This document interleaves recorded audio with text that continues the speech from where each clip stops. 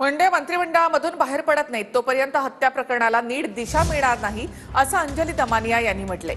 तसंच देशमुख हत्या प्रकरणात अपेक्षित कारवाई होत नसल्याचं दमानिया यांनी म्हटलंय।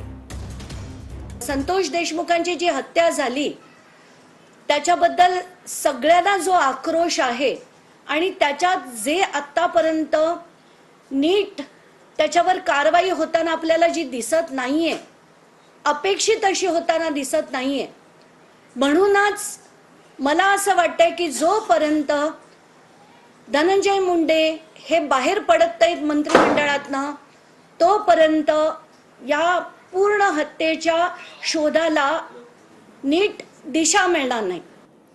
मंत्रिमंडळामध्ये निर्णय झाल्याचं सांगून धनंजय मुंडेंनी 200 कोटी रुपये उचलले असा आरोप दमानिया यांनी केलाय।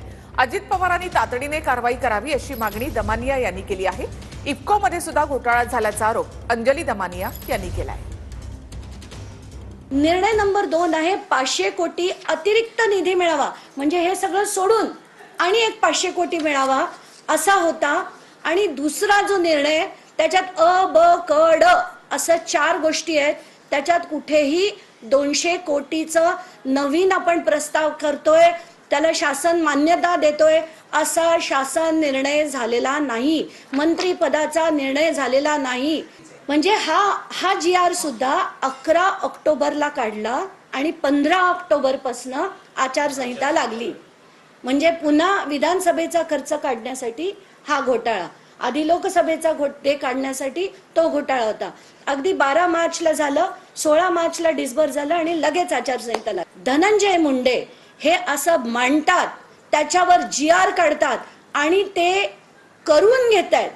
इतकी लिमिट यांची जर होत असेल तर ह्यांना कुठल्याही मंत्रिपदावर कधीही बसता कामा नये, त्यांची तितकी पात्रताच नाही।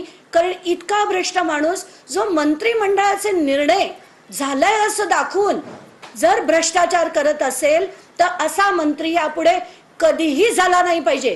कृषी तर नाहीच नाही, कधीही हा मंत्री झाला नाही पाहिजे अशी माझी थेट मागणी आहे। अजित पवारांनी आणि मुख्यमंत्र्यांनी आता तरी कारवाई करावी, कारण हे खोटे निर्णय दाखवून मंत्रिमंडळात कॅबिनेट बैठकीत झालेला निर्णय असं सांगून जर जी आर काढला असेल तर हे ॲब्सोल्यूट खोटं आहे।